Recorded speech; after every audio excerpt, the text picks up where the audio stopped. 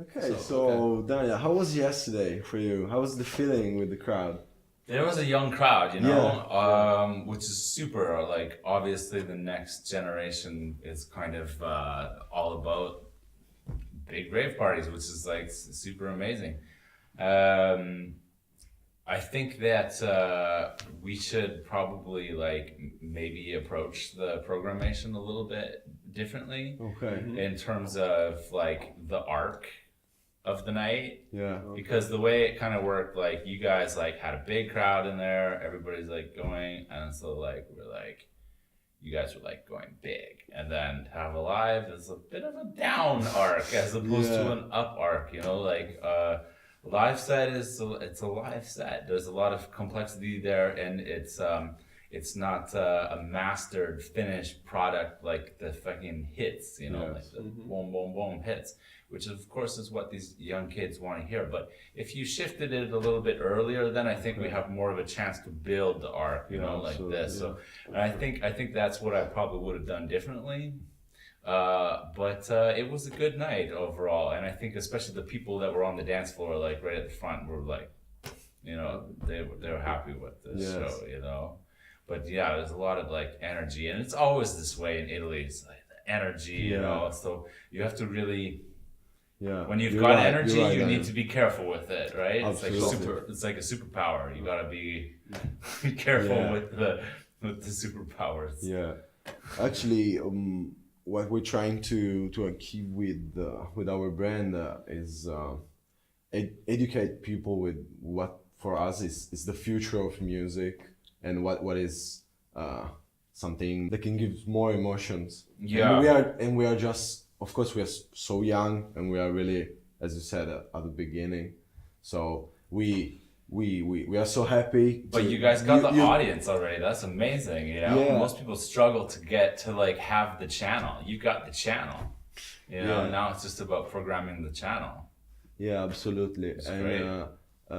We really want you to perform at our event to show the people that artists are real. That's right. Yeah. And it's hard, probably at the beginning, to explain this, but we're trying to program different events in the future. Yeah. Maybe if you guys want to join us I think in the future. I think it's good that we're having this conversation, and it would be good to like to strategize about this, because it's like a restaurant. Like the amazing restaurant we went to last night. It's an experience. Yes, absolutely. So we have to like also like make sure you roll out the meal in the right order, and that you have this great feeling when you leave the restaurant. And so now a funny question. Oh yeah. Why Frivolous? The name of your. Oh God, yeah. I'm trying to think back. Like it's been so long since I came up with this name. Even when I was young, I even spelt it wrong. Okay. I was like, oh, cool, Frivolous, and I was even writing it like this, and I was like, oh no, that's not how you spell. So that was the original spelling. I don't know why I probably could have just kept it like that. Frankly, it would have been easier to hashtag, But why Frivolous? There's why a connection. Frivolous? Why Frivolous? That's a good question. I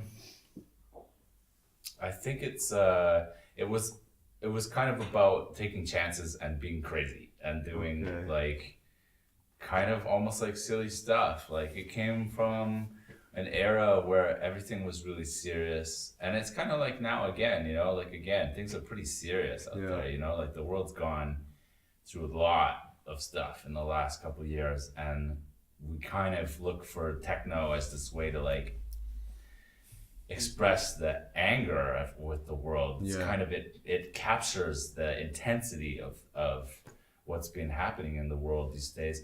And I think that's kind of what was happening also in the time that I came up with the name Frivolous, because I wanted there to be something lighter and something a bit more like free and fun, Yeah, exactly. The freedom in your production is something that It's just, yeah. The show, the the always show. seriousness of techno doesn't provide a lot of room for just like human emotions. Yeah. You know, it's like it's very monolithic. Yeah. It's like a big skyscraper architecture or something like that. You know, it's not. There's not a chance to have all of More these geometric. flourishments and things like this. Yeah, it's very geometric. So it's kind of it's actually kind of good again. It's becoming a relevant choice for artistic projects.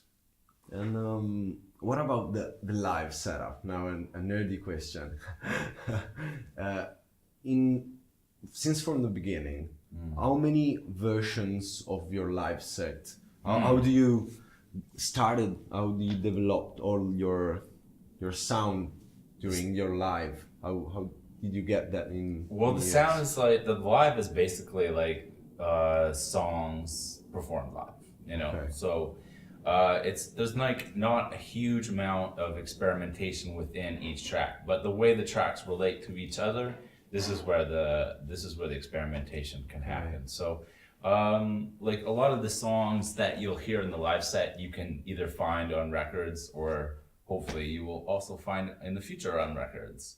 And then you get to play a lot with the way they develop in the set, you know. Okay. So to create an arrangement for the live set and to have maybe some freedom to change it in the live performance is also nice, Yes. you know, to respond to people. But last night I just had an arrangement that because life has been very crazy these days, and so I kind of just said, okay, I think I'm gonna do it like this, and I basically stuck to a plan, except for when we changed it a little bit at the end.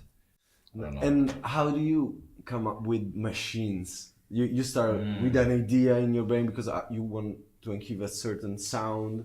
Yeah, well, there's difficulty with the machines. Like some machines work better than other machines. Okay. And really the live performance is a testing ground. It's a very powerful testing ground, because the way that things are viewed by the audience and the way that they react to them, it's hard to imagine that situation. Before, I told you I made this robotic xylophone. Delphine. Fully, maybe I can find a photo that I can Yeah, get to we will guys. show up a photo of the And this thing is installation. like, it was such a great idea, and it took so much time, like months, half a year, maybe closer to a year Wow. of building this thing, because I thought, okay, a xylophone that plays by itself is gonna be so impressive to people Yeah. when they see it on the stage. But they're not looking at the table, they're looking at the person. And I didn't really think about that when I was building this thing for like a year. Wow. And what about the telephone, microphone? Well, this was just practical, you know. This is just I needed a way to like monitor and sing, and so at some point, and it wasn't actually, to be honest, it's not an original idea. There's been DJs in the 70s and stuff like that were even We using. don't know. I didn't know. Yeah, not a lot of people do. But of course, it's like it's a practical idea more than anything else. Yeah. Because if you actually want to sing, which is what I use it for mostly, you could have a microphone in there, and I do. I replaced it with the Shure SM58, so it's got like a okay. proper. It's got a proper microphone in it. So on the other side, The other you side's- hear what's going on. That's right. Yeah. So Okay. you got two plugs on the end. One goes into the microphone, one goes into the monitor, and then you can use it with the computer and just select a sound. So, what's this sound? I forget. Okay, let's push the button. There it is. That's great. That's great, man. Yeah. Maybe another question, not about music, but about social media. Oh God. No, because I'm interested how you see the social media in general. But It's a heavy topic, man. okay, It's a heavy topic. I mean, it seems like there's even some styles of people that are moving away from social media. It's a very powerful tool, again, and we have to be careful with these powers. Yeah. And I think like a lot of like artists and, you know, I'm reading about artists and fashion designers and people like that who like ban smartphones from their stores. You know, if you come in on a smartphone, they're like, get out of here. There's some potential decline in this department, and I think we should not be fully dependent. Of course, it's a great tool. Yeah. It's a very powerful tool. Absolutely. But it's also like, what happens if one day Italy bans Facebook? Yeah. Crisis. It Total. could happen. Total. Because with what's the shit that's going down right now, it's like it could happen that the government just goes, no more Facebook. No, we're pulling it. So then how do you talk to the people? Right? You got to have another way. Yeah. Whether it's your website or like, imagine what would we do if suddenly Instagram just disappeared? Yeah. So I don't know. It's a big topic to talk Yeah, about. absolutely. And no, but because we are young DJs and producer, and actually what we see is that sometimes people forget that they have to make the music, and then you go on Facebook because you have made something. You made something before. That's right. Yeah. Actually, your Instagram profile is great. I mean, it's real. You have done certain music before now, and then you go touring, right? Mm-hmm. And sometimes people forget about the point of what they're doing, and it's just about the showing. Yeah. And showing off. Yeah. And so if you were 20 now, like we are, what would you do with all this noise? Dude, that's a good question. What would you do with all the noise? I think I would use it as a background for something else. Okay. You know, like, because you say it's noise. You're right, it is noise. Imagine, like, if you had, like, a bunch of people send you videos from Instagram or something, or tag your company on Instagram. Yes. And you were to, like, put it at the show. But there would be so many of them, like thousands of them, that they would be very small. Yes. You know, like tiny little squares behind the performance. And it would kind of put it into perspective that, like, sure, Instagram is great. There's your video. But it's like this big, and there's much more interesting things happening right now on the stage. You know, because people could be in the front and be like, oh yeah, where's my video? Oh, there it is. Oh, let's look at the real thing that's happening. Absolutely. I don't know, maybe a question about future of Frivolous. Any top secret releases? There's a lot of music like being made, but I've like been living like on an island in like a cabin, you know, like for a while now. I was like pretty tired of like the scene, and so I kind of like went back to Canada and stuff. And now I'm kind of like crawling out again. So I mean, there's so much influence. It's very nice to be here in Italy because it's so nice to see how much influence like the fashion trends have on the culture, and the whole society is really forged by this like desire to present something to the world. You know, it's very inspiring to be here actually. Turin, we were walking around today, and it was like, it's a very beautiful city actually. Where did you go? Well, I could pull up my phone and show you photos, because otherwise I wouldn't be able to tell you the names of these places. But we saw the city center, and all of these like amazing, I don't even know what these buildings were, frankly. The square there where they had some demonstrations and stuff like this. And yeah. And we went along the river for a little bit. It was like super nice city. And it's so cool like to see even like artists on the street working on the street. You know, like one of them passed out on a box, and the other one like carving this beautiful picture of this big beautiful sculpture of a dog, you know. And everybody looking around, and like it's a very interesting society. You wouldn't see this in North America, first of all, homeless people wouldn't be making art on the street. And so there's quite something beautiful about this, you know. Like, I was thinking about this artist, and like he must have a lot of other homeless people that want to take some of this money that he makes, but he has to make sure that he has to buy clay so he can continue to make the next sculpture, you know. So it's like it was a cool experience. Wow. Encountering this guy.